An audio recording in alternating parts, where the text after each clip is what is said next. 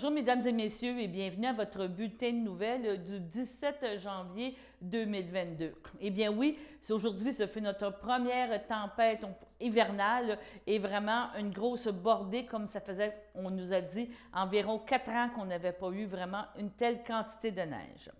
Donc, on commence avec une nouvelle. Premièrement, on vous rappelle un message de la municipalité de Sainte-Geneviève-de-Berthier. Un avis d'ébullition obligatoire de l'eau potable est en vigueur. Le secteur, c'est le 410 au 651 Bayonne-Nord, le rang Saint-Esprit et Petit-Saint-Esprit. De récentes analyses ont démontré la présence de bactéries atypiques dans l'eau du réseau de distribution d'eau potable. N'utilisez pas l'eau du robinet sans l'avoir faite bouillir à gros bouillon pendant au moins 1 minute ou utilisez de l'eau embouteillée. S'il vous plaît, laissez couler l'eau du robinet pendant au moins 2 heures consécutives. Nous procéderons au rinçage de l'aqueduc et une baisse de pression pourrait être remarquée et ce sera normal. Donc, on vous mentionne que de faire bouillir votre eau. Maintenant, on vous a parlé de la semaine dernière du bilan de la sécurité routière, autant au niveau des accidents, des décès. Et maintenant, on va vous parler du bilan de la sécurité routière, mais surtout au niveau de l'alcool et des drogues. Le service de police du Québec, dont tous les corps policiers, en collaboration avec l'Assurance automobile du Québec, ont dévoilé le bilan de l'opération nationale concertée Alcool et drogue s'étant déroulée du 26 novembre au 3 janvier 2022. Durant cette période, plus de 3500 contrôles routiers ciblant la capacité de conduite affaiblie par l'alcool, la drogue ou une combinaison des deux ont été déployés à travers la province. La mise en place de ces points de contrôle a permis aux policiers de sensibiliser plusieurs dizaines de milliers de conducteurs. Plus de 650 conducteurs ont été arrêtés pour conduite avec capacité affaiblie, la drogue ou les combinaisons des deux. Plus de 1400 conducteurs ont fourni un échantillon d'haleine pour l'appareil de détection approuvé. Plus de 130 conducteurs se sont soumis à des épreuves de coordination de mouvement. Cette opération nationale concertée a été organisée en partenariat avec l'Association des directeurs de police du Québec, la Sûreté du Québec, le service de police de la Ville de Montréal ainsi que l'Assurance automobile du Québec. Bien que la période des fêtes soit terminée, les opérations policières de prévention de la capacité de conduite affaiblie se poursuivront tout au long de l'année. Rappelons que les patrouilleurs peuvent intercepter les automobilistes afin de procéder à la détection de la conduite avec les capacités affaiblies et de mettre en état d'arrestation tous les conducteurs fautifs. Ces derniers utilisent différentes techniques et outils pour détecter l'alcool. De plus, le dépistage obligatoire en vigueur permet aux policiers d'exiger qu'un conducteur fournisse un échantillon d'haleine au bord de la route et ce, même s'ils soupçonnent ou non qu'ils aient consommé de l'alcool. Peu importe le moment de l'année, si vous sortez ou comptez prendre de l'alcool ou de la drogue, prévoyez une solution de rechange de mentionner la Sûreté du Québec. On change de sujet maintenant et on parle du CTI-3S de Lanaudière et de la vaccination. La Direction du Centre intégré de santé des services de Lanaudière, le CI3S, souhaite rappeler à la population que les personnes maintenant de 18 ans et plus peuvent dès maintenant prendre un rendez-vous pour leur dose de rappel. Toute personne qui désire peut obtenir une 3e dose de vaccin contre la COVID en respectant un intervalle minimal de 3 mois après la dernière dose. Cela s'applique aussi aux personnes qui ont contacté la COVID récemment. Il est toutefois recommandé d'attendre que les symptômes de la maladie soient résolus avant de s'en prévaloir. La 3e dose permet de réduire considérablement le risque d'acquisition du variant Omicron, mais surtout d'offrir une protection additionnelle contre les effets graves de la maladie. Donc, Mme Linda Thibault invite tous les Lanaudois qui veulent en finir avec la pandémie de se faire vacciner. Il s'agit d'un geste de solidarité envers la population vulnérable et envers les travailleurs qui prennent soin de la population. La dose de rappel est administrée par rendez-vous seulement dans l'un des 3 sites de vaccination de Lanaudière, soit Joliette, Repentigny et Terrebonne. La population est invitée à choisir le lieu et la date, la plage horaire de leur rendez-vous. Donc, allez sur le site du gouvernement du Québec. Il y aura des cliniques aussi mobiles qui sont accessibles sur rendez-vous à plusieurs endroits dans la région et on parle ici pour la région de Berthierville le 27 et 28 janvier à la polyvalente Pierre de Lestage. On parle d'environ 30% de personnes qui ont reçu leur 3e dose et les heures pour la vaccination sont maintenant étendues de 7h30 le matin à 21h30. Pour toute information, vous pouvez aller sur le CI3S pour avoir plus d'informations. On rappelle encore aux gens de respecter les mesures sanitaires mises en place et il est tout le temps important de se protéger contre le virus et ses variants en gardant une distance de 2 mètres et en portant le masque et se lavant les mains régulièrement. Maintenant, on vous parle d'un autre sujet et on vous parle de culture et une exposition d'œuvres fraîches et nouvelles aux inspirations de jardins cultivés par amour et patience de l'artiste Annie Durette sera disponible pour une visite à partir de janvier jusqu'à la fin mars 2022 et ça à la bibliothèque de Sainte-Mélanie. Avec l'exposition La botanique du cœur, je vous propose une série d'œuvres vivifiantes, lumineuses et sensibles.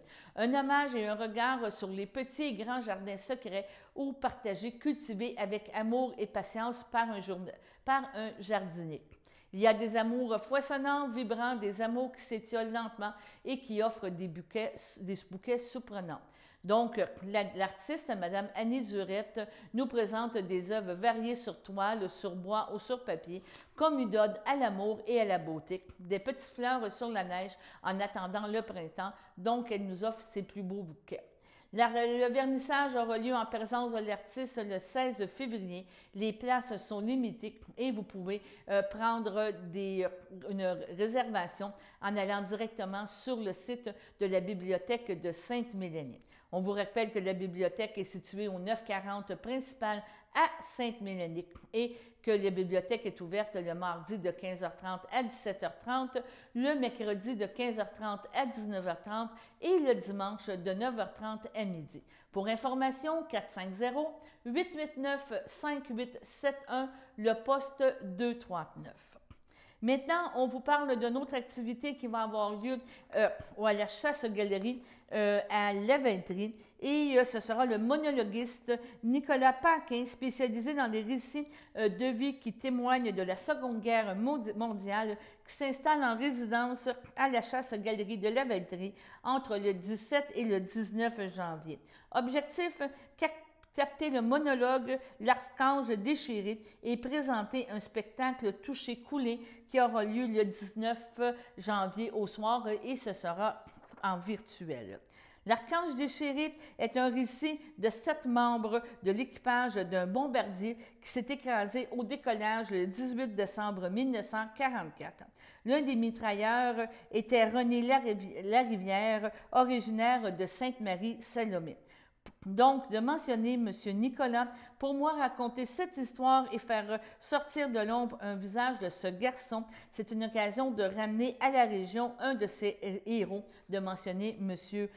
Nicolas Paquin.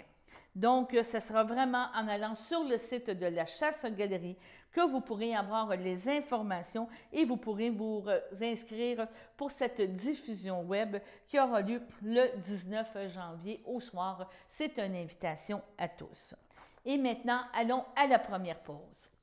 Le samedi matin, dès 9h30, nos téléspectateurs sont invités au Super Bingo télévisé diffusé de nos studios de Berthierville. Depuis maintenant une vingtaine d'années, plusieurs adeptes de la télévision régionale se sont partagés un montant de 600 $ disponible chaque semaine lors de cette joute de bingo télévisé. Un animateur et 3 bénévoles se succèdent à la caméra dans le but de vous faire passer une petite heure agréable et payante le samedi matin.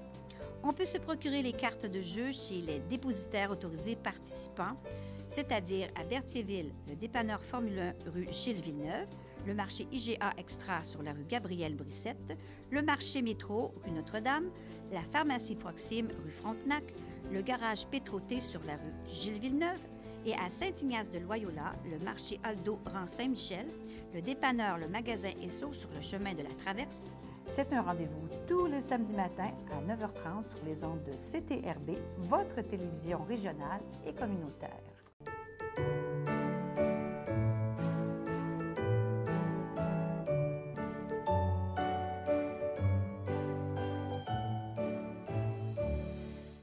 Pour aujourd'hui, les anniversaires, les filles d'Isabelle désirent souhaiter bon anniversaire à Diane Hall.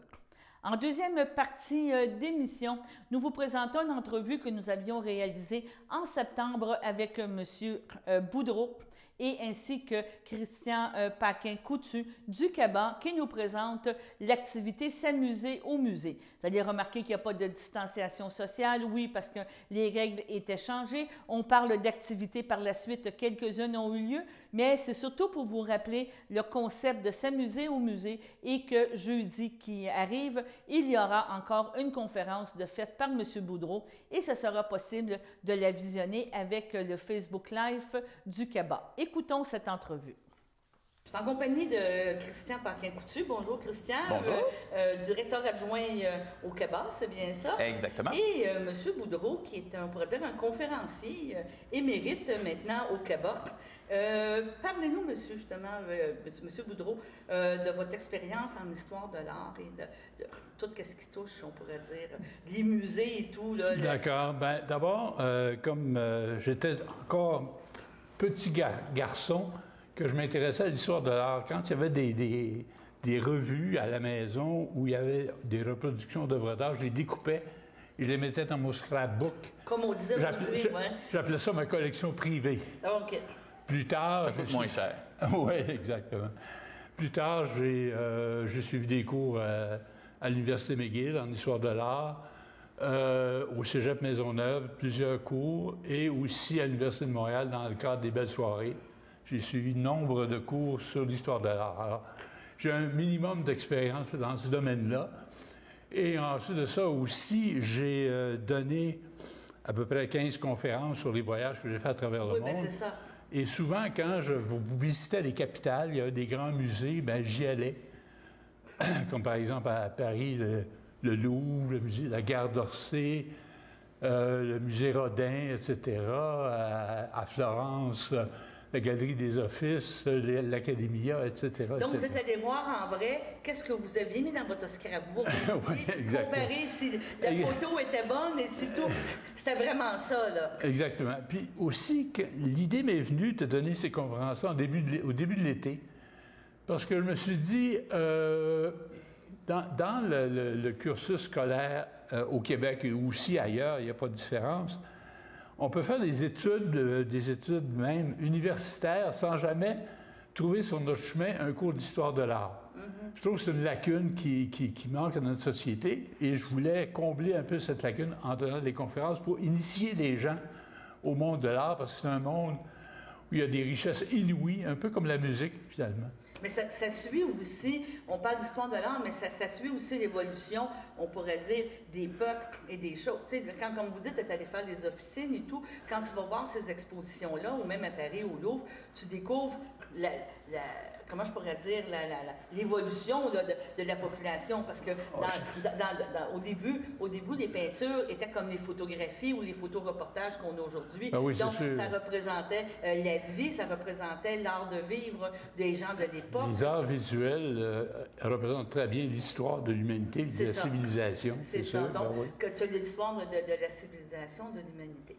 Donc, vous avez décidé de faire une série de conférences au CABA cette année. Donc, on va voyager par les musées et par l'art au lieu de voyager par les pays. Alors, ce qui est prévu, c'est de donner une série de 10 conférences qui vont s'échelonner de septembre à juin.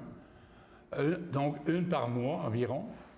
Et à chaque conférence, je vais traiter de 8 artistes. Okay. Pour donner une plus grande variété, une plus grande ouverture possible, j'ai choisi des artistes de différentes nationalités.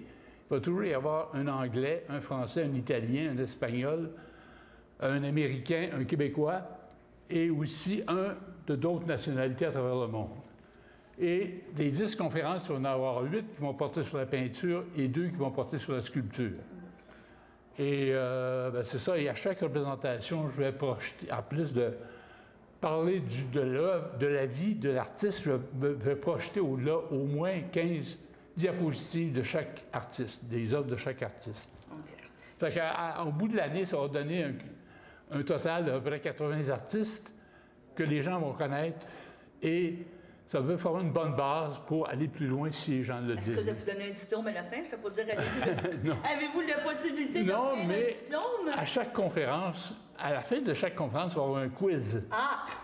Je vais poser 3 questions aux gens qui vont assister à la conférence. Et à la conférence suivante, je vais piger un gagnant et on va donner une œuvre d'art d'un artiste local ou un album d'œuvres d'art. C'est-à-dire pour donner un Rodin, vous avez déjà prévu dans votre collection privée, je ne sais pas, de donner des œuvres d'art. Ça va être un peu plus modeste, là, mais quand même, on va donner des prix pour ceux qui auront eu des bonnes réponses. Christian, je regarde Christian, les budgets ne sont pas là. Je vous rappelle que le Centre d'action bénévole est un organisme communautaire, donc on n'a pas les budgets d'offrir un Rodin. Quand même, mais il y a un très beau volet, je ne sais pas si ça va être Christian qui va parler, de la deuxième activité que vous voulez proposer par rapport à ça. Exactement. C'est une activité complémentaire à mes conférences. Bien, compléter. Donc, les conférences vont être disponibles en réel, donc en vrai. Donc, les gens vont pouvoir assister, mais ils vont être aussi rediffusés sur Internet et sur CTRB. Oui. Donc, les gens, même s'ils ne sont pas présents physiquement dans la salle pendant la conférence, ils ont quand même 1 mois pour compléter le quiz et nous le retourner pour pouvoir être éligibles au tirage. Donc, pour pouvoir vraiment offrir au plus grand nombre de personnes possible la chance de pouvoir gagner de ce côté-là. Donc, le deuxième volet, c'est un volet donc, on voit les œuvres virtuellement, mais c'est d'aller se rendre sur place dans des musées pour aller visiter et découvrir les œuvres en vrai. Donc, ce côté-là, on est en train de le travailler actuellement. Les normes de mesures sanitaires nous ont contraints de retarder un peu le lancement. Là, présentement, ça se délousse un peu parce qu'avec l'utilisation du passeport vaccinal, donc ça nous donne un peu plus de latitude. D'ailleurs, les gens qui vont être présentement en présence physique pour assister aux conférences vont devoir présenter le passeport vaccinal pour pouvoir assister. Ouais. Et pour s'inscrire, les places sont limitées aussi pour respecter les normes sanitaires. Mais après ça, pour les visites de musées aussi, ça va prendre le passeport vaccinal pour embarquer avec nous dans les autobus. Donc là, présentement, on a quelques activités qui s'en viennent pour l'automne. Là, M. Boudreau va les apprendre en même temps que vous à la télévision parce que ça s'est canné dans les dernières heures. Donc, le 1er octobre, donc, il y a la Table des aînés de la Nodière qui organise une activité pour les aînés au Parc Antonio Barrette à Joliette. Donc, le Centre d'action bénévole d'Autriche s'est décidé, on va offrir le transport en autobus à ceux qui veulent y assister.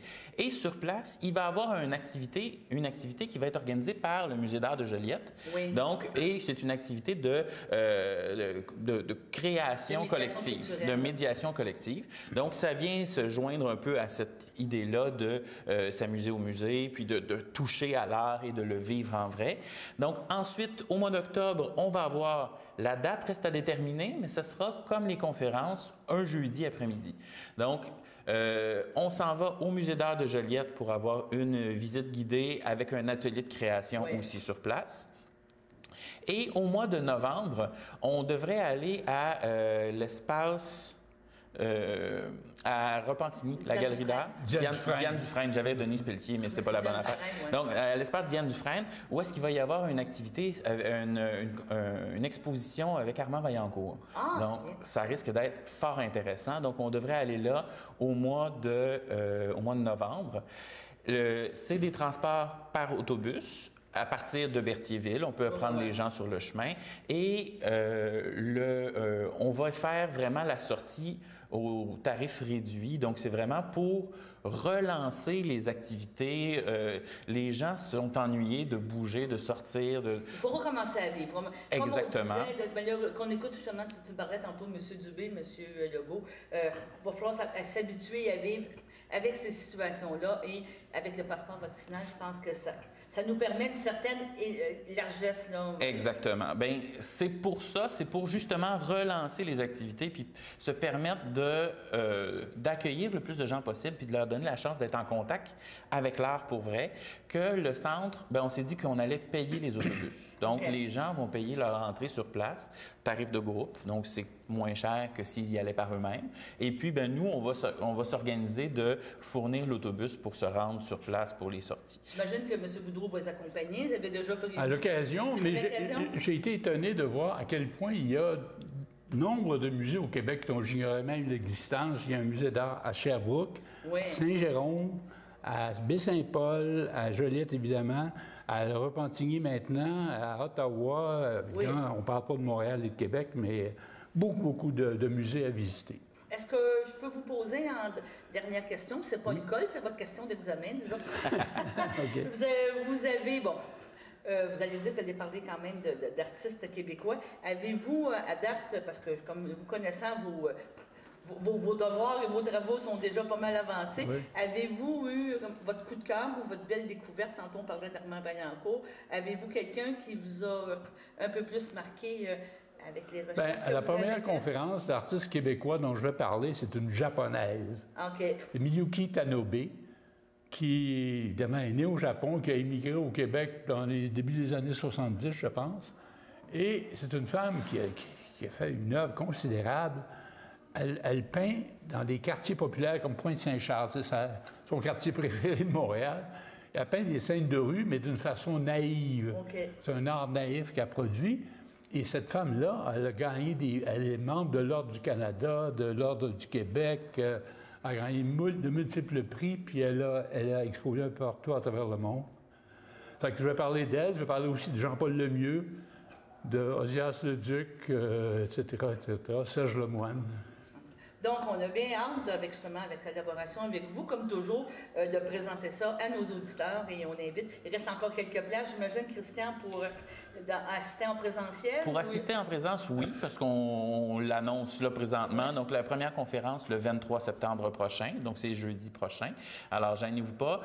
On vous demande réservation obligatoire à l'avance pour qu'on puisse s'assurer que les gens aient leur passeport vaccinal et tout. Tu as donné le numéro de téléphone du CABA? C'est ce que je m'en allais faire. Donc, pour téléphoner, donc le 450-836-7122. Donc, pour s'inscrire ou pour avoir des informations aussi pour les sorties qui s'en viennent. Donc, pour s'inscrire, par exemple, pour les conférences ou pour les sorties en autobus. Donc, téléphonez ou suivez notre page Facebook aussi du Centre d'action bénévole d'Autrey. Et les informations sortent là au fur et à mesure. C'est aussi possible de recevoir les informations par courriel. Donc, envoyez un courriel à info@cabautrey.com. Et puis, dans l'infolette, après ça, bien, les gens peuvent s'inscrire puis recevoir les informations au fur et à mesure qu'elles sortent. Bon, bien, je vous remercie beaucoup. Puis, merci de nous avoir reçus, Mme Yvon. Ça me fait plaisir, merci. Merci. Donc, on vous rappelle que en principe, ce sera jeudi à compter de 1h30 sur le Facebook Live du CABA. Vous allez pouvoir suivre la conférence de M. Boudreau qui sont vraiment très intéressantes et ça nous fait plaisir en tant que CTRB à participer à cette diffusion. Et maintenant, allons aux avis de décès.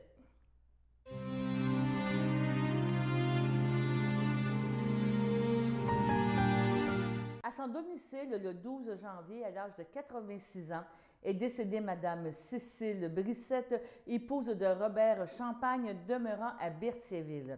Elle laisse dans le deuil, outre son époux, ses enfants, Régent Champagne, Louise Rondeau, Colette Champagne, Christian Gemme, Denis Champagne, Francine Boulet, Roger Champagne, Édith Miville, Martin Champagne, Marie-Ève Martin, ses petits-enfants, Caroline, Frédéric et Sébastien Gemme, Karine et Mathieu Champagne, ses 6 arrière-petits-enfants, ses frères et belles-sœurs, Benoît Brissette, Thérèse Moreau, Michel Brissette, Pierrette Gadoury, Thérèse Champagne, Feu Cyrille Carpentier, Janine Champagne, Feu Jules Destremble, ainsi que plusieurs neveux, nièces, autres parents et amis.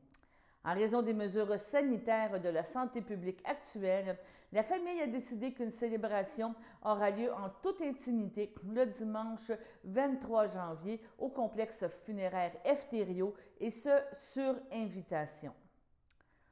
Au centre hospitalier de Lanaudière, le 12 janvier, à l'âge de 93 ans et 11 mois, est décédé M. Jean Landry, époux de Mme Lisette Laporte de Berthierville. L'ayant précédé son fils Jacques, il laisse dans le deuil ses enfants, Robert Landry, Sylvie Gravel, Richard Landry, Chris Dungan, Christiane Landry, ses petits-enfants, Joanie, Kim, Beverly, Samantha et James, et ses arrière-petits-enfants, Félix, Emmanuel, Megan, Mae, Holly et Evan, ses beaux-frères et belles-sœurs, ainsi que de nombreux parents et amis. En raison des mesures sanitaires actuelles, les funérailles auront lieu à une date ultérieure. Au CHSLD Alphonse Rondeau de Lanoret, le 14 janvier, à l'âge de 79 ans, est décédé M. Clément Plante, époux de Réjeanne Thibault, demeurant à Saint-Ignace de Loyola.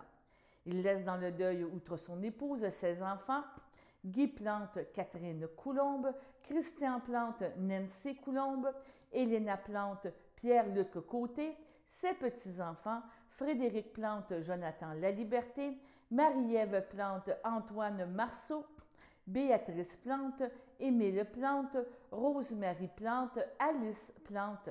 L'ayant précédé ses sœurs Lucie Plante et Pauline Plante, il laisse dans le deuil ses sœurs, son frère, beau-frère et belle-sœur, Clairette Plante, Jacinthe Plante, Alain Saint-Martin, Lorraine Plante, Denis Blanchette, Jacqueline Plante, Daniel Rochelot, Jeanne-Mance Plante, Yves Drolet, Guylaine Plante, Alain Vanet, Manon Plante, Robert Baudry, Clémence Plante, sa filleule, Rosaire Plante, Denise Thibault, Raymond Guévremont, Marie-Paul Thibault, feu Michel Barthes, Christiane Thibault, Gaëtan Gouin, Jean-Louis Thibault, Sylvie Coder, Dominique Thibault, François Julien, sa filleule Mélissa Rochelot, ainsi que plusieurs neveux, nièces, autres parents et amis.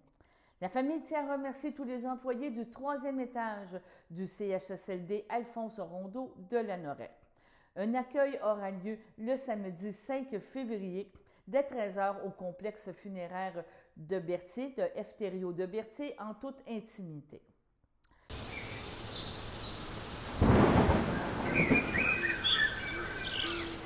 On a eu notre première bordée de neige de 2022, vraiment une tempête qui se poursuit ce soir. On parle encore d'environ, pour ce soir, encore de la neige, on parle d'environ 4 à 5 cm de neige. Qu'est-ce qui vient vraiment, on pourrait dire, augmenter le tout? C'est vraiment des rafales de vent qui seraient quand même à 57 et à 38 km/h, donc de la poudrerie à certains endroits. Cette nuit, ça devrait se calmer, on ne devrait plus avoir de neige qui va tomber et demain, le retour du soleil avec une température d'environ moins 13 degrés Celsius, ressenti moins 22 avec seulement 20 % de probabilité de précipitation. Donc, ça devrait être une belle journée demain pour profiter du soleil et pour pelleter justement, faites attention à votre dos et peut-être quelques autres centimètres de neige sont prévus pour mercredi. C'était votre bulletin de nouvelles pour aujourd'hui, le 17 janvier 2022. On espère que vous avez apprécié et que vous serez de retour des nôtres dès mardi. Sur ce, bonne fin de journée.